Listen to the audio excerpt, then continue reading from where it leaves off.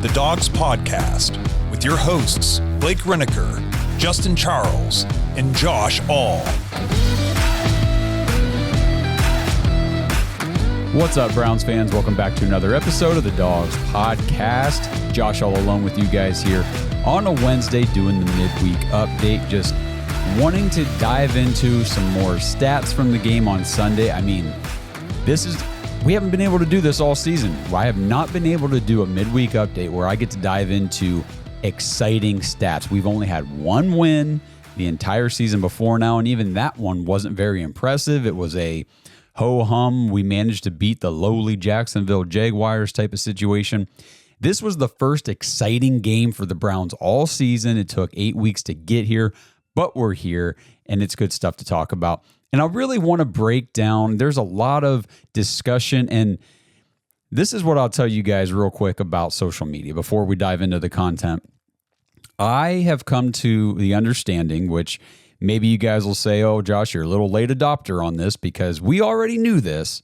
But anyway, Browns fans and just people on social media in general are going to fight over something. There is no coming together on a topic. There is no unity or peace. It is always a fight. And it can never just be a civil debate. It's always got to be a you're a moron because you think the opposite of what I think type of situation. And whatever, we're on social media, so we're out there of arguing with everybody. But I just got to say the whole thing, and I've got some stuff to talk about later on breaking this down. But there's a lot of people that just, in one game that Ken Dorsey was the official play caller of the offense during the game, now all of a sudden, people are like, we can get rid of Kevin. We don't need Kevin. Dorsey's got this under control. Finally got the offense out of Kevin's hands, blah, blah, blah. Like, guys, I don't understand why we can't, collectively as football fans, like, come on, we watch football. You watch football, you got to understand it on some sort of basic level. Just because the person calling the plays into the quarterback's helmet on a Sunday afternoon changed. That's the change. It didn't change the offense. It didn't change who's involved in the preparation during the week. However involved Kevin was in the offense during the week before Sunday is exactly how involved he was leading up to the Ravens game. That whole part didn't change. The only thing that changed was who were calling the plays into the helmet on Sunday against the Ravens. And I've got a good article that kind of breaks down the actual impact that had. And it was not so much the plays being called, but it was the situational advantages around having Kevin be more of a CEO than a play caller during the game. So we'll get into all that.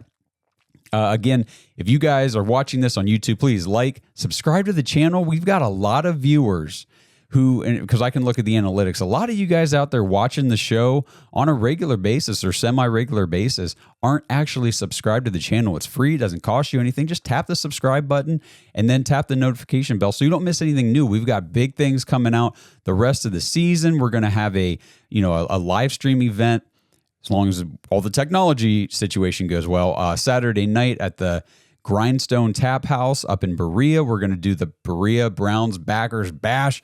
It's going to be a ton of fun. Can't wait to meet everybody out there, and that is primarily going to be a big meetup for a lot of members of our Dog Pack community. And if you want to be a part of that, it's jointhedawgs.com.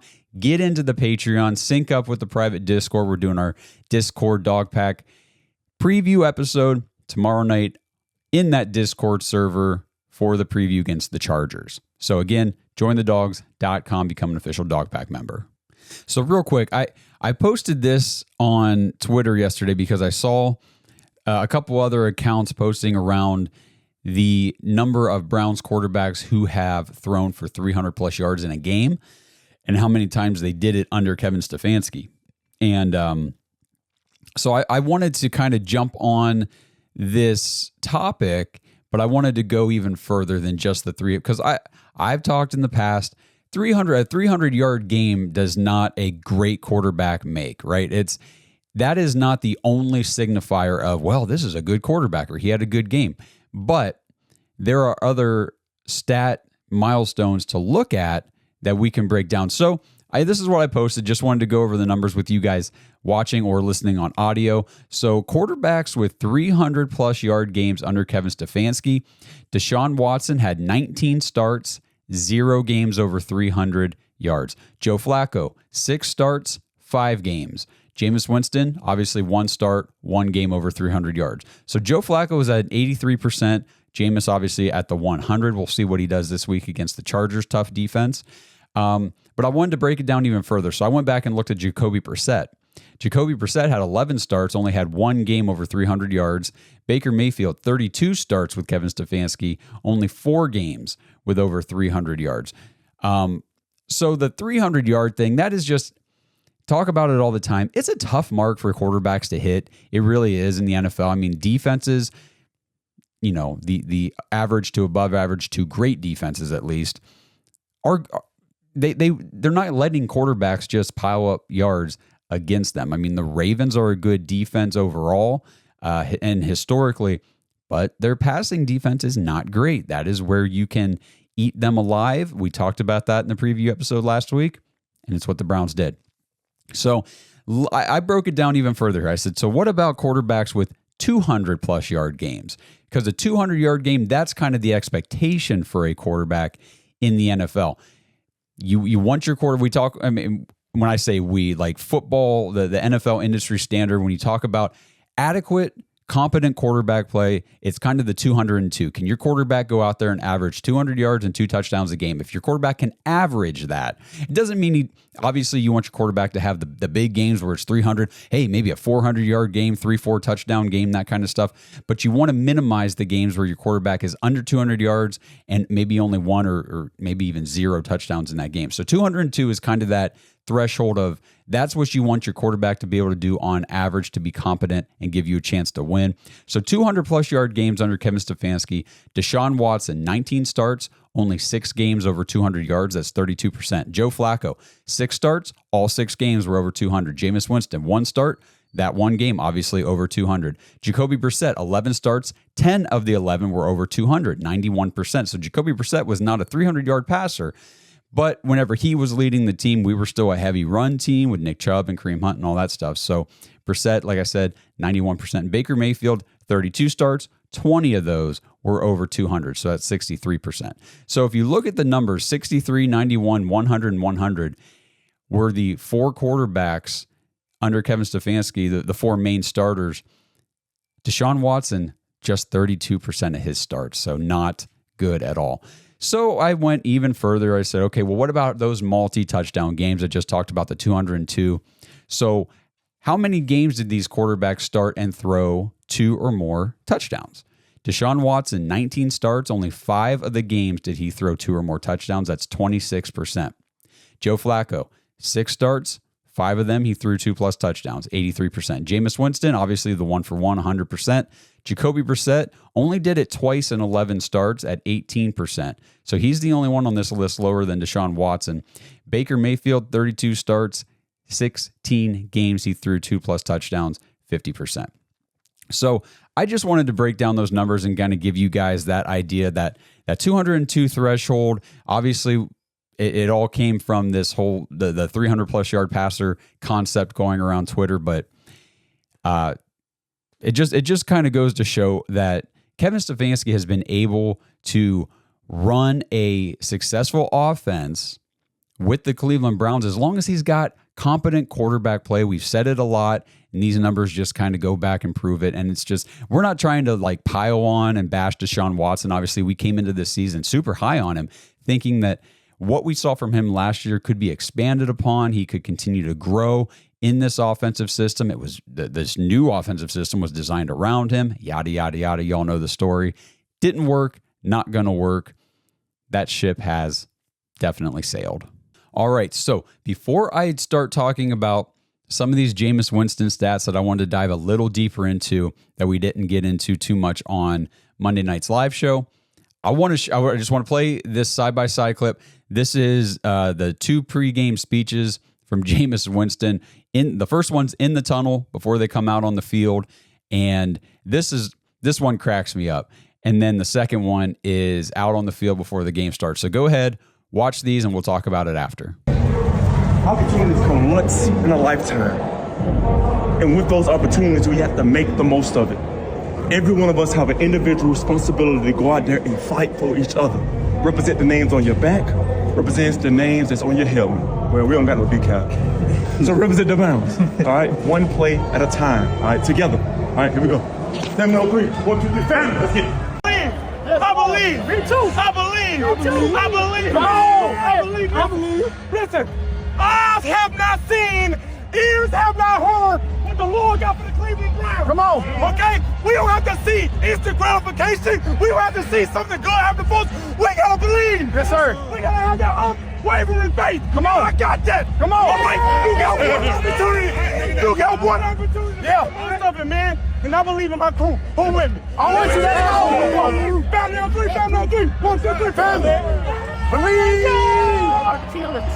Man, I'll tell you what, it is so hard not to really like this guy. We were high on him from the beginning when he first got signed by Cleveland. We played some clips, I believe, on the show and, passed him around social media. His interview on Cleveland Browns Daily, some of the things that he says, the way that he talks to the media and everything. And these clips were cool for me because it's how he talks to his teammates. It's not, he's kind of got a persona when he approaches the media, but he's got his persona when he approaches his teammates, and you just see the fire and the passion in this guy, and it's a ton of fun. And obviously the best line in all of it is represent the name on your helmets. Wait, we ain't got no decals. We'll represent the Browns. It's just, you got to love in the moment, he's given this speech and he realizes, wait, we can't do that technically because and he's got like this humor to him. He's got this serious side of him, and he's a fun guy. And I feel like he is the quarterback that this team could rally around for this season. So diving a little more into Jameis Winston here, the other day, Kevin Stefanski came out and said that Jameis will be the Browns starter moving forward. And I saw a lot of people on Twitter calling that the most no shit Sherlock statement of the day. Of course, Jameis is going to be the Browns starter moving forward. Winston had 334 passing yards against the Ravens. That was the most in the whole NFL in week 8. So he was the week NFL leader in passing yards. He had an 8.15 yards per average. For reference, Deshaun Watson's season average was 5.3, which was 49th in the league, down with guys like Jacoby Brissett in New England and Bryce Young in Carolina. So that's a big difference right there. We have talked about also Deshaun Watson's QBRs this season. Just as a reminder, guys, here were Deshaun Watson's QBRs for the season: 7.8, 29.1, 23.6, 35.3, 9.2, 33.9. I believe the average was somewhere around 22 overall for the season. I think that was dead last, or it's either 31st or 32nd in the league. Jameis Winston, first start against the Ravens, 84.5 QBR. So definitely not just a slight or, a good improvement, a freaking significant improvement in the total QBR in that game. I mean, Deshaun Watson never even had half the QBR that Jameis had in that game. We talked about it on Monday night, but I just wanted to reiterate the time to throw. There is still, we've talked about this so much on this podcast. I know I have for sure. There is a lot of confusion still about time to throw, and there's different, analytical outlets, websites, and things where people get numbers. And I did see, because I don't know if you guys saw this online, if you're on Twitter and stuff. A lot of people were saying, hey, the offensive line blocked so much better for Jameis. He had 4.25 seconds to throw the ball on average and all this stuff. That stat, I believe, was coming from, I actually forget what website or what outlet that came from, but like Jake Burns and the OBR guys were posting, that was a miscalculation. That was an incorrect stat that was being posted. His time to throw, or his time in the pocket, or whatever people think it is, was not over 4 seconds. That's like nobody in the NFL has a time to throw over 3. Or I'm sorry, 3.3 is the highest in the NFL. Nobody ever has 4. Like that is an incorrect stat. So time to throw is not, and I'm sorry guys, if you've heard this this speech before. I'll get off my soapbox as quickly as possible. But I just got to reiterate for new listeners, new viewers, and people that still just don't, and I'm not trying to say this in a negative way, but like, if maybe you just don't grasp the concept, but let me break it down real fast. Time to throw is not the amount of time the line provides for the quarterback in the pocket to throw the ball. Time to throw is the amount of time it takes for the quarterback to get the snap before he throws the ball. So it's not what the line is providing. It's how long the quarterback is taking to go through his reads, to find his receiver and make the throw. So time to throw for Jameis Winston on Sunday was 2.41. For reference, that was the third quickest time to throw in the NFL last week on the entire week. This episode is sponsored by Leaf Filter. Browns fans, whether the team is winning or not, you are the most diehard, loyal fans in the league year in and year out. And just like you, Leaf Filter has been supporting clean gutters in Northeast Ohio year after year. And because Leaf Filter is the official gutter guard of the Cleveland Browns, they have a limited time offer for all of you barking dogs. Right now, you can get up to 32% of your entire qualified purchase and 2 free official Browns jerseys at leaffilter.com/dogs. Now, I don't know how many of you have ever cleaned your gutters, but it's a tedious, messy, time-consuming chore. So cut down on your weekend home maintenance, cross off another item on that to-do list so you can spend more time watching football on your days off. Leaf Filter uses award-winning patented technology to keep everything out of your gutters except for the water. Schedule your free gutter inspection today for a free no-obligation estimate on protecting your home from flooding, roof damage, rotting siding, foundation issues, and all those things you really don't need to be dealing with as a homeowner. A Leaf Filter trusted pro will clean out your gutters, realign and seal them before installing Leaf Filter. Schedule your free inspection now, and for a limited time, get up to 32% off your entire qualified purchase and 2 free Browns jerseys at Leaf Filter, leaffilter.com/dogs, DAWGS. That's a free inspection, up to 32% off, and 2 free Browns jerseys with a qualified purchase at leaffilter.com/dogs. Offer valid on a first-come, first-served basis while supplies last. Full terms and conditions can be found at leaffilter.com/dogs. See representatives for warranty details.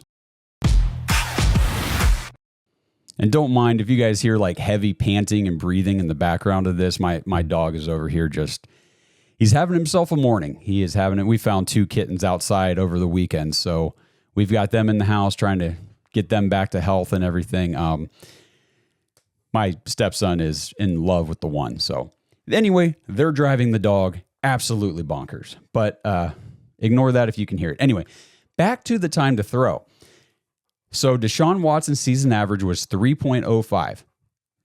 He only had 2 games this season under 3 seconds time to throw. He had a 2.69 and a 2.66. So the 3.05 average time to throw, that's the 8th highest in the NFL on the season. And like we talked about on Monday night, that is over an entire half a second longer to throw on average than what Jameis Winston did. That half a second in the NFL with we have elite level pass rush ability in this league. That makes all the difference in the world. Otherwise, they wouldn't track it. Otherwise, they wouldn't calculate it and rank it. It wouldn't matter if your time to throw was 3.05 or under 2.5. It wouldn't matter, but it does. It matters a ton. So I looked at the top 10 highest times to throw in the NFL this season, and as soon as I looked at the list, these are what's the top 10 highest, and they all 10 are the only 10 over 3. So these guys are over 3 seconds to get rid of the ball, and it's Anthony Richardson, Deshaun Watson, Lamar Jackson, Jaden Daniels, Jalen Hurts, Justin Fields, Bo Nix, Sam Darnold, Brock Purdy, and in his one start, Marcus Mariota, which we won't factor in just the one start for him, but he was at the highest 3.34. So these guys were all over 3 seconds to throw.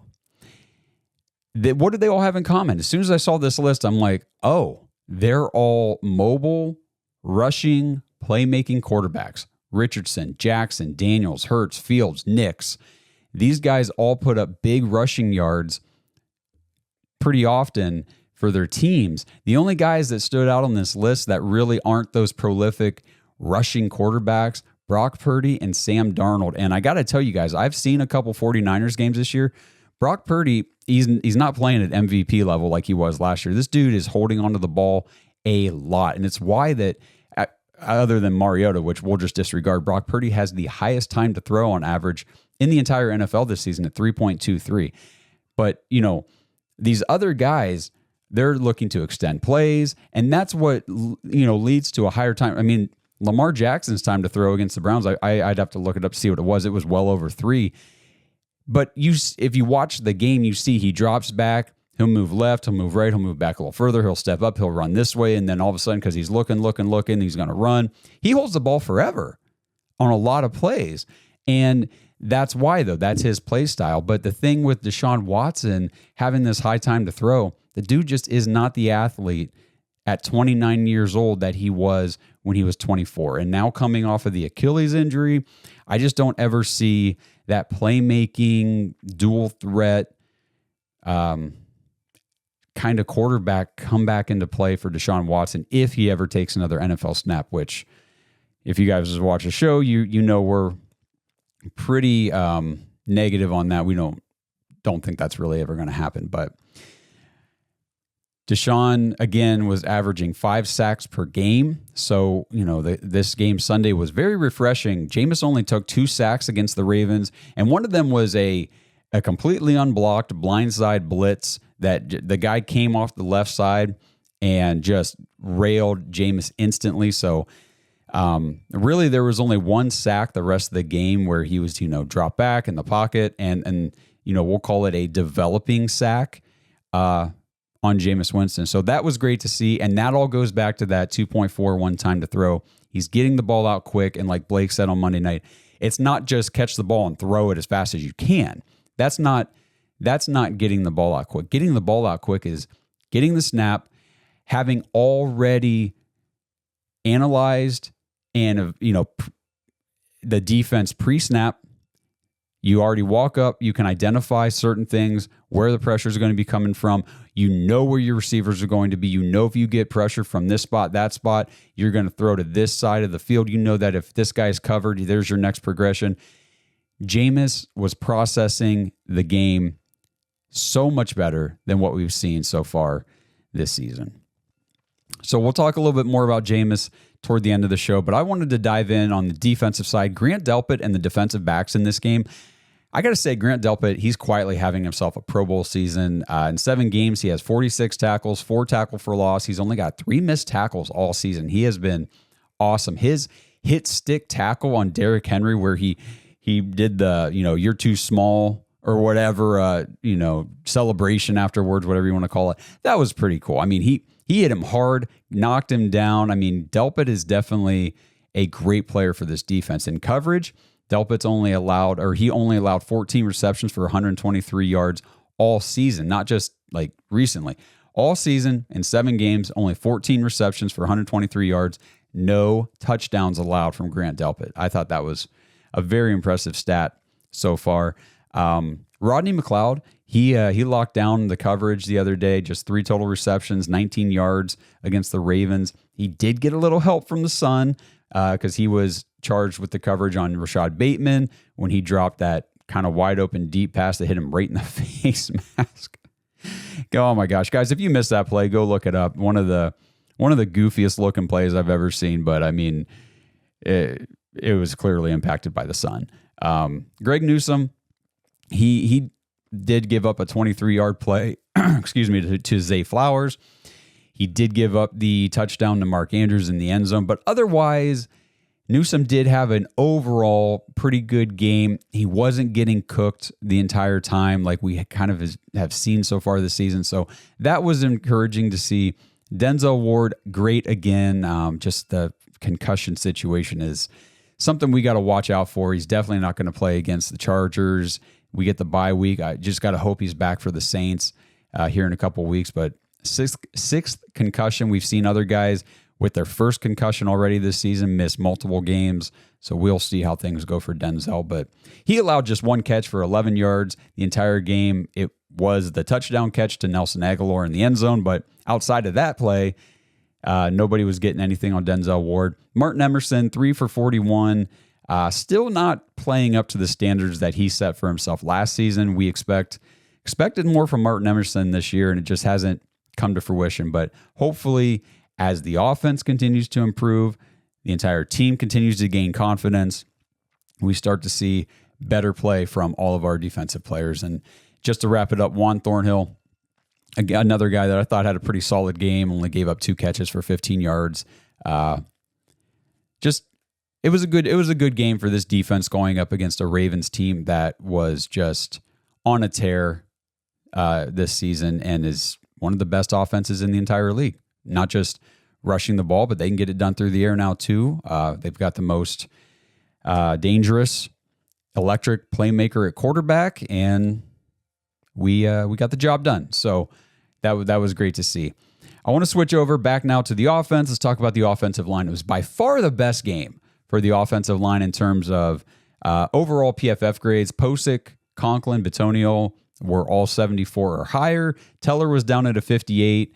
He had a rough game back from injury. 2 holding calls, a false start penalty. The Browns had 4 penalties in this game. 3 of them were on Teller. The other was on Jones, who was at a 54 grade.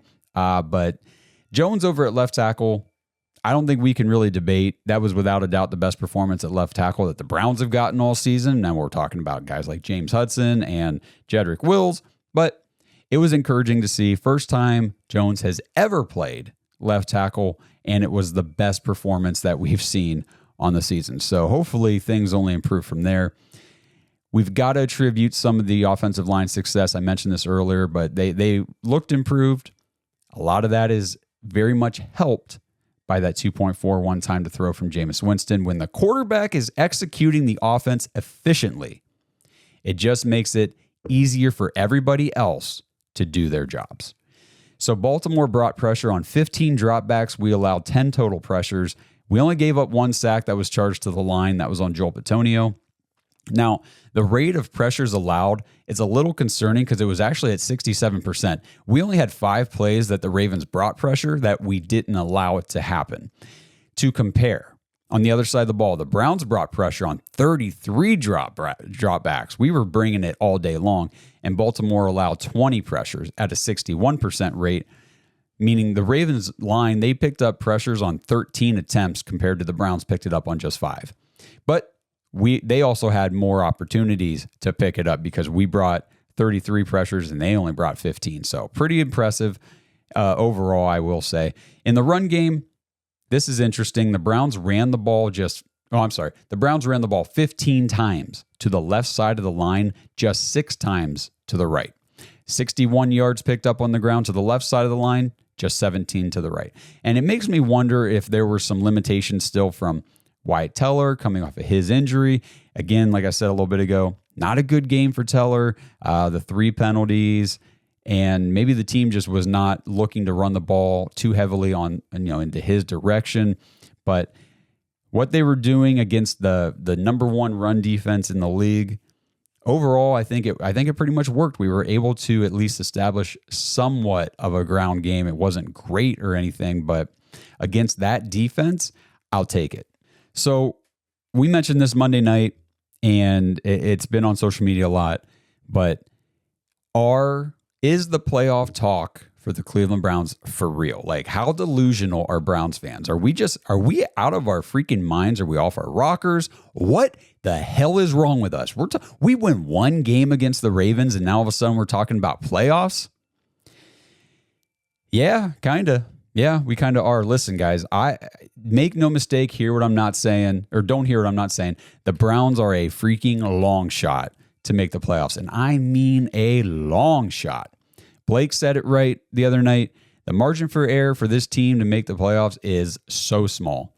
I mean, it's not nothing.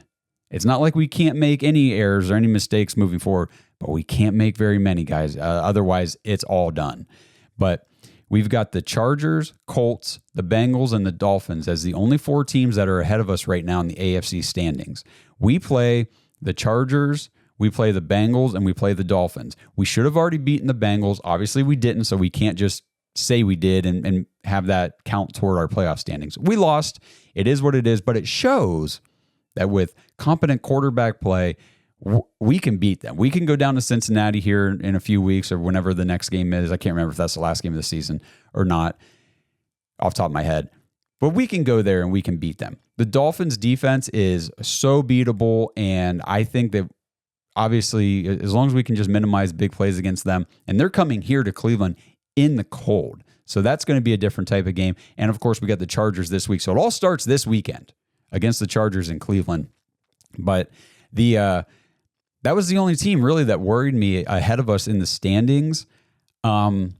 Until the Colts made their decision yesterday to bench Anthony Richardson, and now they're going to move forward with Joe Flacco as the starter, because we all know what Joe Flacco can do for an NFL offense whenever he comes in.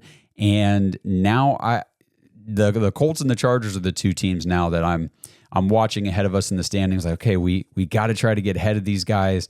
It helps that the Colts defense is one of the worst defenses in the league. So I don't know what their schedule looks like for the rest of the season, but you know, we talked about taking control of the season early on, stacking some wins, giving ourselves some buffer room later on in the season. Well, we didn't do that. We fell flat on our faces and completely effed that up. But we do still control somewhat of our situation. We just got to handle our business. We just got to handle our business and let the chips fall basically where they may. We got to have that 1-0 each week mentality. That's what they had last season. Just got to get back to that.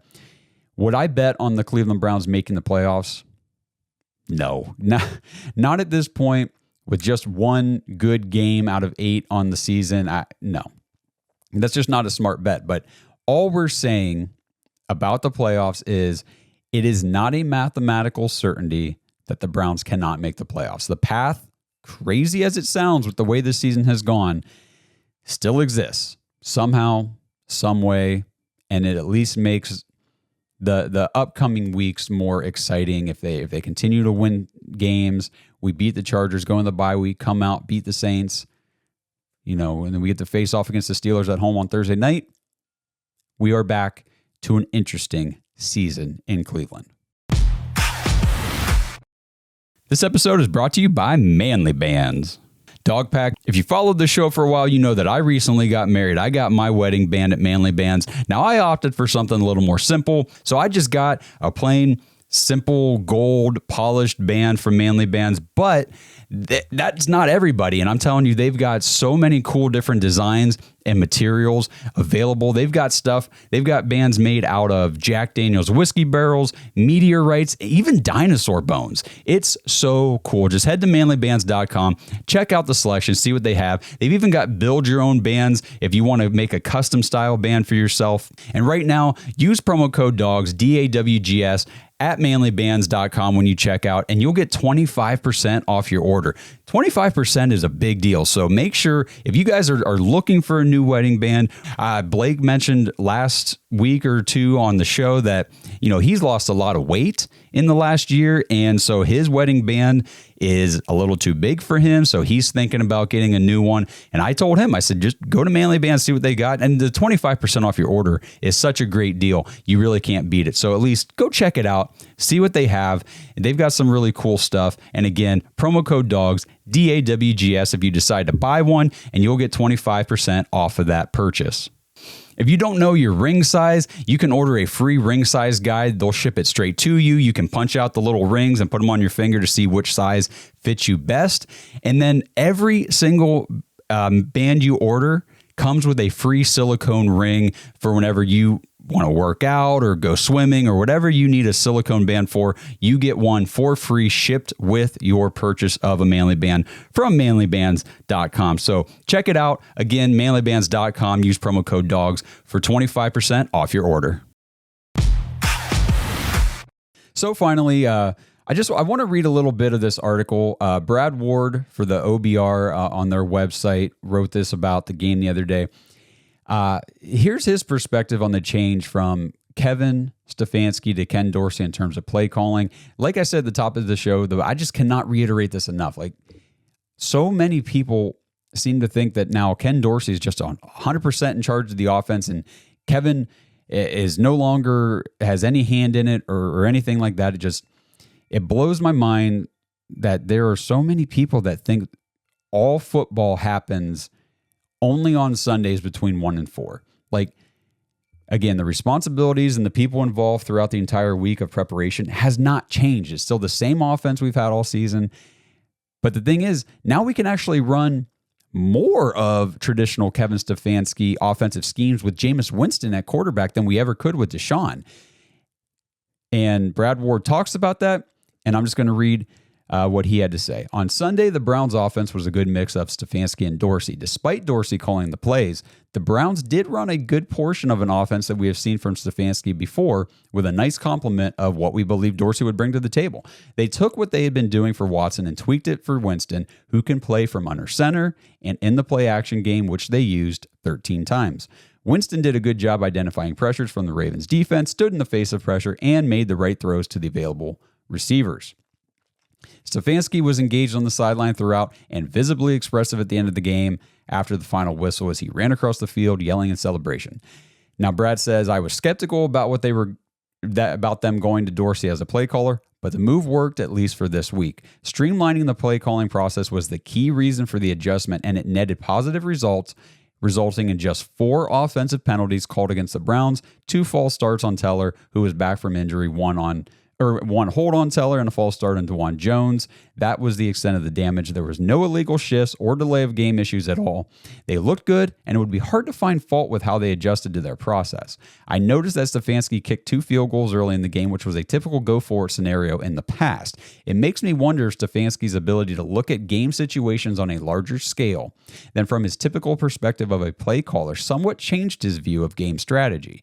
A play calling role could easily lock a person into a what am I calling next mentality, which might change a coach's feel for the game in the moment. It's certainly something to keep an eye on as they go forward. While the most consequential difference in the week was the quarterback, the other changes brought forward some notable observations in the process and allowed us to see Stefanski as a CEO head coach. Blake talked about that Monday night.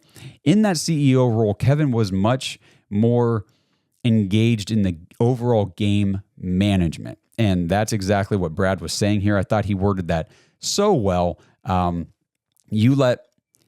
it's the same offense, but you let somebody else handle the play-to-play situational calling, and then that gives Kevin a step back. He's not so close to the situation because I think the only way I can really think about relating to it is I'm sure you guys play college football on PlayStation or Xbox. You guys play Madden or whatever.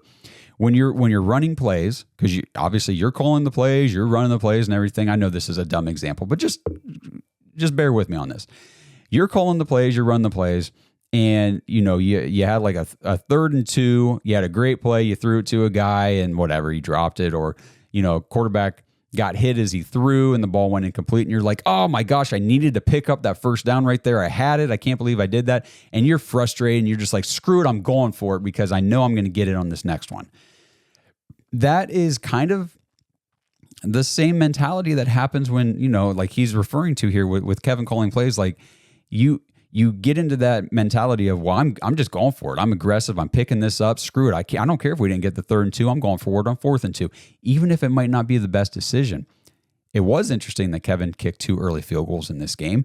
And I think we're going to see more situations like that unfold. And it's not so much that Ken Dorsey's play calling is otherworldly or anything like that. It's just that somebody else is managing that part of the game. I don't care if it's Ken Dorsey or somebody else calling the plays. We have wondered for years what it would look like if Alex Van Pelt or anybody else called the plays other than Kevin. And on Sunday, we got a good look at how the game looks for the Browns if Kevin is removed from that duty and instead just overseeing the entire game management part of it. And I thought he did a great job. So we'll see how things look on Sunday. Obviously, guys, it's not going to be perfect. We're not going to win every single game because of this one change, but the subsequent changes that came from this move were very positive. Like the lack of these pre-snap penalties, getting the plays in a timely manner, like he said, no delay of games, all that kind of stuff, no illegal formations, guys, the play clock's under 5 and they're looking at each other going, where do I line up? I don't even know what we're doing. We didn't see any of that on Sunday, so that was definitely a positive. So let me read one more piece from Brad's article here, and this was his perspective on the quarterback change in the game. I thought this was really good. He says, for weeks, the Browns have looked listless and unfocused. The offense was barely watchable, going 26 consecutive third downs without a conversion at one point. There was blame to be placed across the roster and organization. The offensive line was terrible. Receivers were riddled by drops. Poor quarterback play was constant. Self-inflicted penalties and mental miscues plagued the offense. He says in a prior edition of his column, he talked about the underlying undefined problem with the Browns. Sunday's performance made it clear what that issue was. The offensive line elevated their play, aided by simply knowing where the quarterback would be in the pocket. Wide receivers won 50-50 balls and made difficult catches, creating separation because they knew the ball would be coming their way or could be coming their way. It's easy to parse out the difference between this Sunday and the prior Sundays this season. It is the quarterback play. Watson brought no energy to the position, posting all-time bad numbers and advanced statistics. His disposition and lifeless play sapped the energy from the other 52 players on the roster. That's clear as day. On Sunday, the Browns looked like the team we fell in love with last year. They played with enthusiasm and passion, never backing down from the Ravens as Winston pushed the ball down the field, showing us what this offense was supposed to look like all along. Some may point to the play calling change or a shift in offensive line personnel, but the quarterback was the difference between weeks 1 and 7 and week 8. It's not hard to figure out the reasons for contrast. Winston and the offense gave the defense belief they could win, and they responded with a terrific effort. With Watson no longer part of the formula, football was fun again in Cleveland, and there is no going back. The Browns will need to continue evaluating Winston's play closely as they are facing some difficult decisions at quarterback for next year. The Browns need to maximize their number of potential quarterback candidates as they look to pivot back into relevance in 2025. If Winston can maintain a high level of play, he could become an option for the Browns. He's obviously moving on to looking into next season, but like I said earlier, mathematically, statistically, the Browns could still make a push for this whole playoff thing this year. Again, not betting on it, not even predicting it's going to happen, just saying it's not out of the realm of possibilities. But we've got to start with a win this week against the Chargers. I just thought his breakdown on, why the quarterback play has improved everybody around. And I am sick and tired of hearing all the people say, well, the offensive line didn't want to block for Watson. They actually want to block for Jameis. No, Jameis's ability at quarterback, his confidence, that not even just his demeanor or the things that he says. It's not just the pregame speeches. It's his play. I mean, it's the fact that the offensive line knows that they can block for 2.5 seconds, and that's enough time to give their quarterback to throw the ball. Before, they didn't know what was going to go on as soon as the play was snapped. I mean, Deshaun, if his first read wasn't open, it was just a total crap show from there. So it was encouraging. Like he said, it was fun to watch the offense again, and I am very excited to see what Jameis Winston can do with this Browns offense for the rest of the season. And even if we fall out of the playoff contention, we lose some games, and things just don't bounce our way, watching to see if Jameis Winston could be I know like Nick Carnes on Twitter and some people are talking, Jameis could be the long-term answer for the Browns at quarterback. I don't want to rule that out. I don't want to make that our main option. I think that more likely scenario is Jameis could be a good 1 to maybe even 2 year bridge quarterback, because say we've win enough games this year to get like a mid-round pick next year. I don't know. This quarterback class, we'll evaluate it more as the season goes on and we get into the offseason. But so far, it doesn't look like there's any of those like super high-end quarterback options. We'll see how it goes. But, with a mid-round pick, if the Browns win some more games and all that kind of stuff, you're gonna need a good bridge veteran quarterback for next season. Then if you decide 2026 is the year you want to get your rookie and really start developing, well, you're going to want a veteran in the building for that as well. So, I could see a 2-year extension with Jameis Winston to keep him under contract through 2026 and all that kind of stuff. If he continues to play well for Cleveland. I get it. I know he had a few passes that could have, and the Hamilton pass definitely should have been intercepted. But like we said, Lamar Jackson did the same thing. I watched plenty of other NFL football on Sundays. Jordan Love throws a lot of passes that should be intercepted. Jalen Hurts throws a lot of passes that should be intercepted. It happens. Josh Allen throws a lot of passes that could be intercepted. But, that's NFL football. If you're not pushing the ball down the field and you're not taking shots and trying to connect with your receivers on big plays, you're going to look like what the Browns look like for the first 7 weeks. So you got to take those shots. You got to take those opportunities and just hope that when those situations arise, the ball bounces your way. And Sunday, it did. It did. Everything bounced our way. So obviously there is luck. Luck is part of the equation to winning an NFL game, especially a close one. But at the same time, you also have to play well to put yourself in position for luck to even factor in. So that kind of wraps up everything for the Browns in Week 8 with the Ravens. Obviously, now we're going to move on. We're going to start talking all about the Chargers coming to town on Sunday. We're going to do our preview episode, Dog Pack Discord, tomorrow night. Again, if you want to get into that, it's jointhedawgs.com, become an official Dog Pack member on Patreon. As soon as you sign up, you will get an email from us with the link to the private Discord. You just sync Patreon with the Discord. You get in there, say what's up to everybody, start jumping in the chat. I mean, it's our own online social media platform where it's just diehard Browns fans and we all get along for the most part. Obviously, there's a little back and forth debating in there, but we are all passionate diehard Browns fans. It's a community of just extraordinary people. We have met some great people in there, and it's not just Browns talk. We talk about everything in there. We talk about life, family, our marriages, our kids, our jobs. We there's just a ton of support. Sometimes it turns into a support group.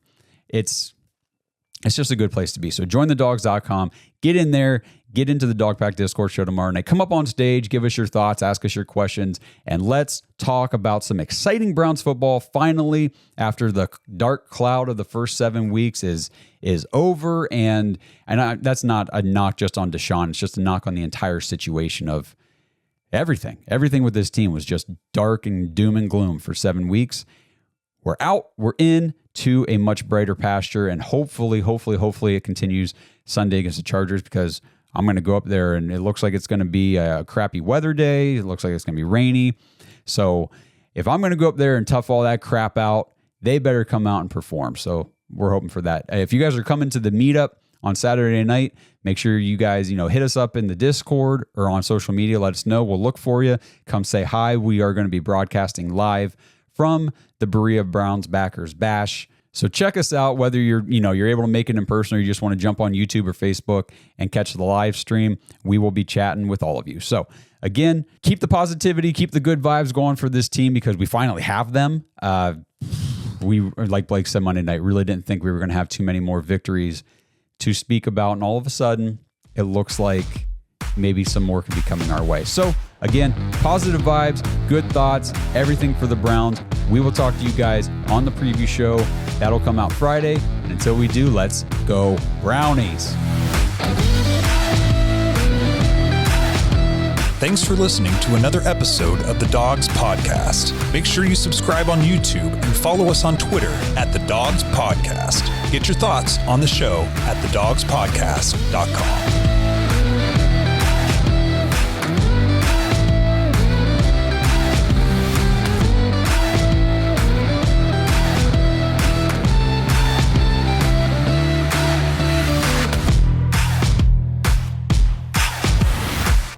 This episode is sponsored by My Patriot Supply. Hey, Dog Pack, we do a lot of fun promos on the show, but let me ask you a serious question this time. Do you think the world's going in the right direction, or, does it kind of feel like a lot of things are falling apart? Hurricanes, tornadoes, natural disasters, we just had a pandemic, foreign wars, threats of escalated conflicts. It could be a lot, guys. I get it. And if you're feeling alarmed, you're not alone. Your views, one way or another, they don't change the fact that we all need to be prepared for our families, and that starts with having an emergency food supply. We're living in crazy times, and that's why so many people are making sure their homes are prepared and stored with food. And right now, you can get yourself and your family ready with a 3-month emergency food kit from My Patriot Supply. It comes with delicious foods like creamy stroganoff, honey wheat bread, cheesy broccoli soup, spaghetti, chili mac, even pancake mix. The entire kit offers 2,000 calories every day, and the food lasts up to 25 years. Who knows what things will look like then? But if that dreaded day does come, you will be ready. Go to thedogspodcast.com/Patriot right now to order your 3-month emergency food kit from My Patriot Supply. Protect your food situation for things like extended power outages, cyber attacks, natural disasters, quarantines, even things like job loss and income reduction, whatever the situation might be. Make sure that your most basic needs are covered so that you can focus on whatever else you need to do. That's thedogspodcast.com/Patriot to order your 3-month emergency food kit now from My Patriot Supply.